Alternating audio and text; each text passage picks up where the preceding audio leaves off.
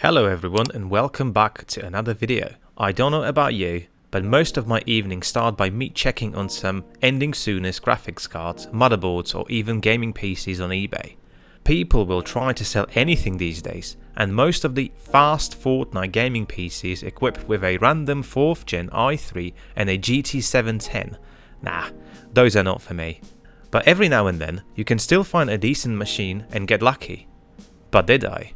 So here's where I stumbled across this gaming PC. Large case with large capacity fans for cooling, Q6600 and Nvidia GTX 285.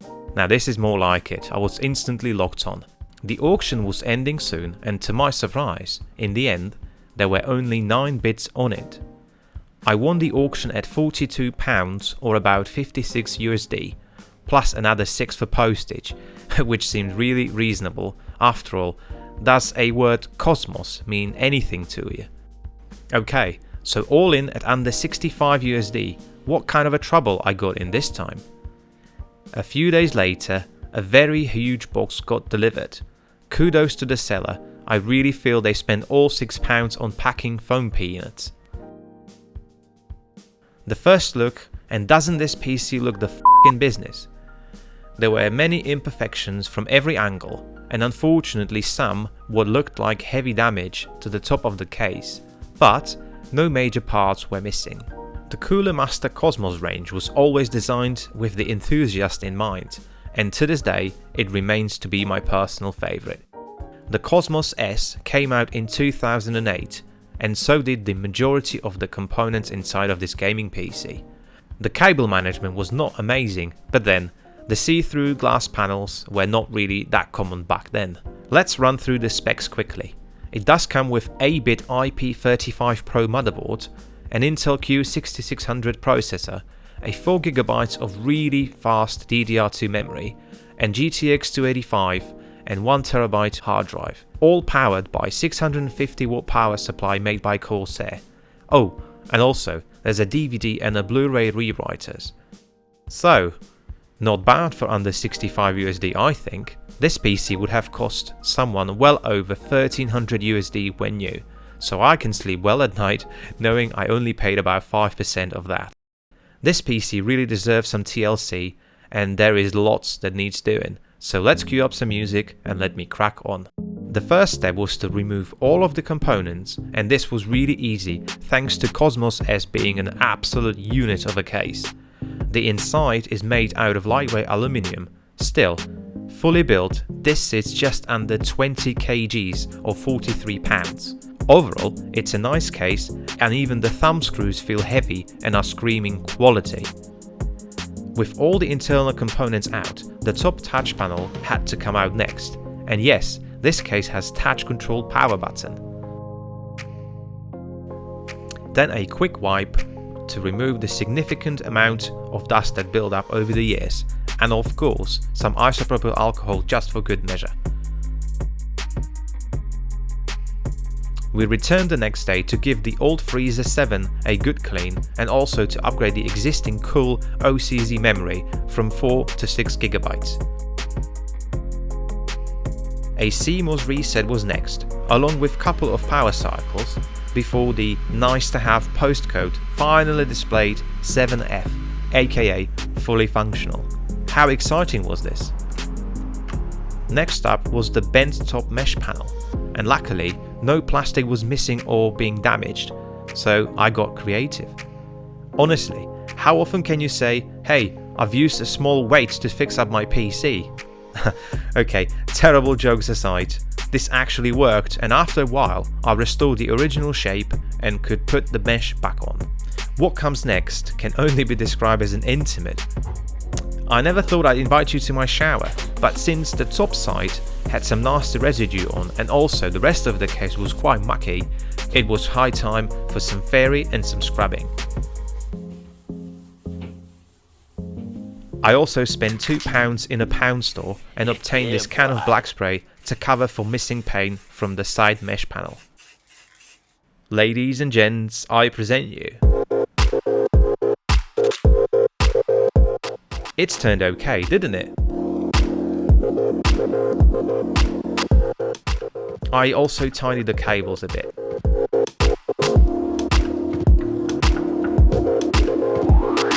A fresh copy of Windows 10 was installed on a 120GB SATA SSD, and the intention was to use the spinning storage for games.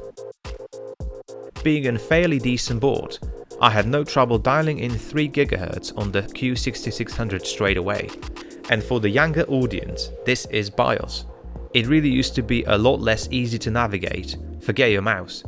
There are some nice to have safety features and hardware monitoring tools as well. I will revisit this place many times soon.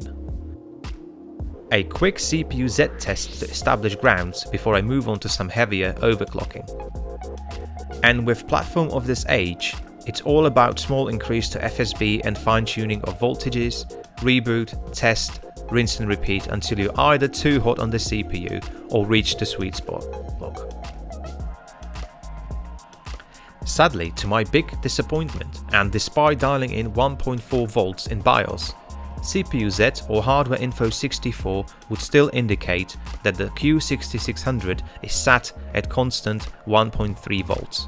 And I've tried googling the issue, I looked for some switches on the motherboard, and ultimately after a couple of hours I gave up and just settled on a rather mediocre 3.2 GHz, but then even further dialed back to 3 GHz. Anyway, it's time to bench this cheap eBay PC, and in CINEBENCH R20 it scored 670 points. Let's play some games, and of course we can't miss GTA 5. Using the normal, aka lowest settings, the game ran fairly smoothly at most times. CPU is being utilized to 100% majority of the time, and that is to suggest there will be room for improvement. Let's not forget, the Q6600 was 6 years old when this game released in 2013. The GTX 285 on the other hand was utilized nicely at around 90%. Needless to say, GTA 5 looks quite awful when running on the lowest setting.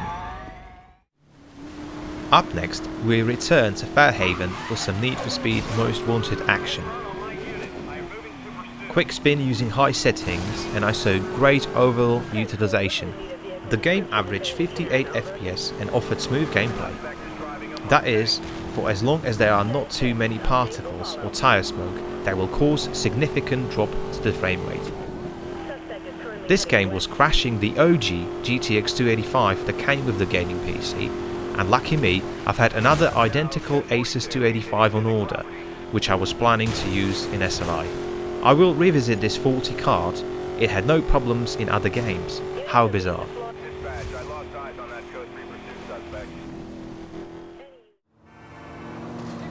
One cannot miss GTA 4 from any Socket 775 testing, and here, the gaming PC did, well, not so great. Using the high settings, the game ran rather poorly, and I saw just 35 FPS on average. The overall utilization was good, however the frame time was awful, and I did not enjoy this game.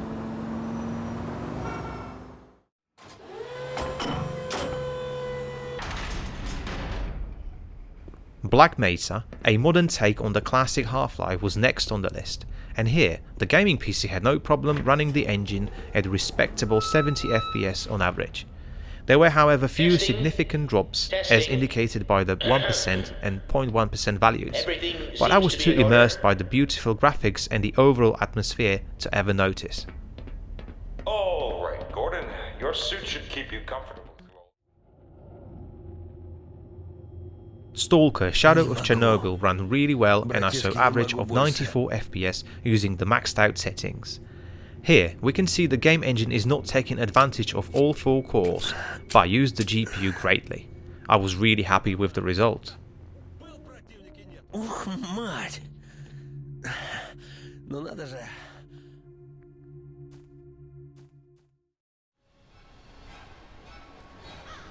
Up next was Rage. This game ran nicely and averaged 52 FPS on high settings with no AA enabled. The CPU was used greatly, but what is interesting, the engine only ever used about 60% on average of the GPU.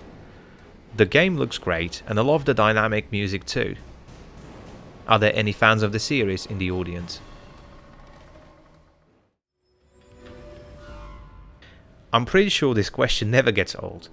This gaming PC is nice and all, but can it actually run CRYSIS?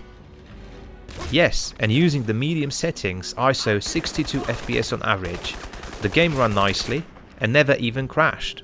The CPU was not maxed out, but I saw some nice GPU utilization. So there you have it, guys. I must admit, this gaming PC project was not as smooth as I would have hoped. I was really scratching my head when the GPU crashed for the first time in Most Wanted. I kid you not, it was mostly happening when I smashed through the in-game billboards. I've changed power supply, I've changed the memory, even run the CPU at stock 2.4 GHz. But what's more bizarre, other games run just fine on this GPU. Then it was the motherboard, which is very nice, but after a few hours of attempting to pour more voltage through the CPU, I gave up on more extreme overclocking, which was a shame as there was enough thermal headroom and I saw really good reviews of this board back from 2008 and 9.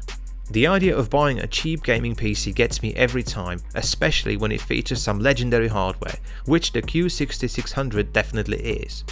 But my ultimate verdict for the Socket 775 for now is no, I'm not fully satisfied with what I got out of this cheap gaming PC.